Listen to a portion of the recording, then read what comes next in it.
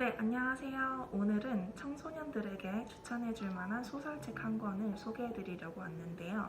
그 책의 제목은 데미안입니다. 책을 소개하기 앞서서 먼저 명언 하나를 읽고 가보도록 할게요. 새는 알에서 나오기 위해 투쟁한다.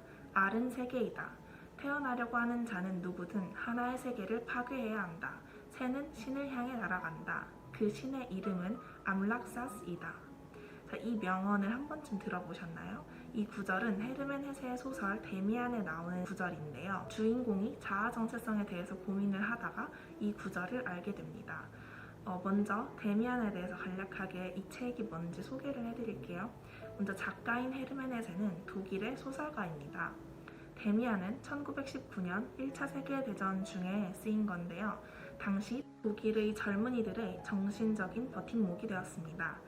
당시 유럽 사회는 물질주의적 세계관이 팽배했는데요.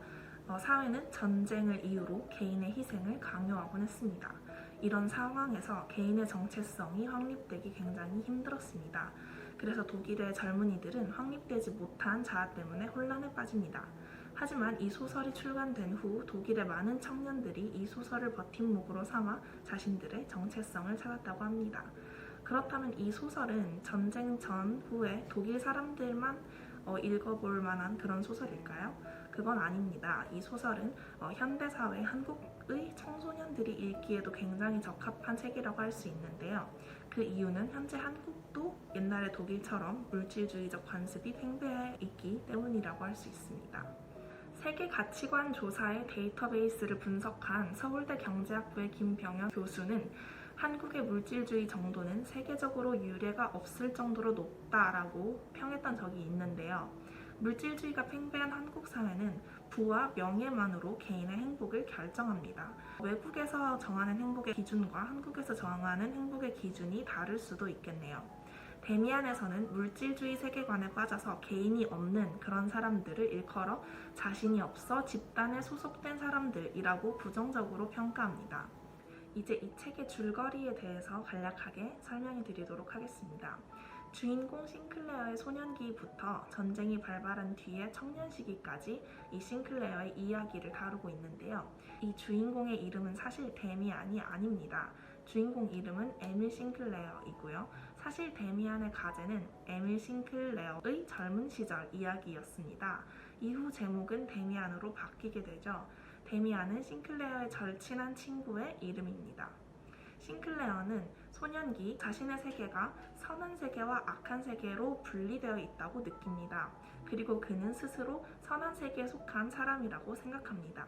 하지만 그는 자신의 행동으로 악의 세계에 발을 담그게 되죠. 그리고 점점 악의 수령에 빠집니다. 이때 데미안이 그를 그 세계에서 빠져나오게 해주는데요. 하지만 그는 이 과정에서 수수께끼의 말을 던집니다. 이로써 싱클레어는 데미안의 말, 즉 자아 정체성을 고민하게 됩니다. 이후 싱클레어는 데미안과 같이 지내기도 하고 떨어져 지내기도 하면서 청년기를 보냅니다. 이 과정에서 데미안은 싱클레어의 지도자 역할을 했습니다. 또한 그의 성장에는 여러 지도자가 등장하는데요. 그들은 싱클레어의 세계관을 구축하는 데 많은 도움을 줍니다. 결과적으로 싱클레어는 자신의 정체성을 확립하게 되죠. 이것보다 더 자세한 줄거리는 직접 한번 책을 읽어보시면 좋을 것 같습니다. 그리고 한 가지 참고사항으로 말씀드리고 싶은 건 데미안을 읽기 전에 카인의 이야기 그리고 야곱의 이야기를 찾아보시는 게 좋을 것 같다는 건데요. 작가는 13살의 라틴어 학교에 들어갔습니다. 또 이를 투영하듯 싱클레어도 어린 나이에 라틴어 학교에 들어가는데요. 그래서 이 내용의 전개에 성경에 관련된 내용이 나옵니다. 그렇기 때문에 종교가 쪽이 아니시더라도 관련된 내용을 먼저 검색하고 한번 찾아보고 나서 읽어보시는 걸 추천드리겠습니다. 그리고 또 이런 의문점이 드실 수도 있는데요. 제일 처음 명언에 말씀드렸던 암락사스, 이게 무슨 뜻인지 미리 찾아보는 게 좋을까 하는 의문을 가지실 수 있는데 이거는 전혀 몰라도 책을 읽는데 문제가 되지 않습니다. 또 오히려 찾아보면 스포일러가 될 수도 있기 때문에 굳이 찾아보지 않는 걸 추천드립니다. 그리고 마지막으로 저희가 이 소설을 이번에 추천하면서 하고자 하는 얘기는 여러분이 이 책을 읽고 싱클레어랑 똑같이 자신의 정체성을 찾으라는 뜻이 아니고요.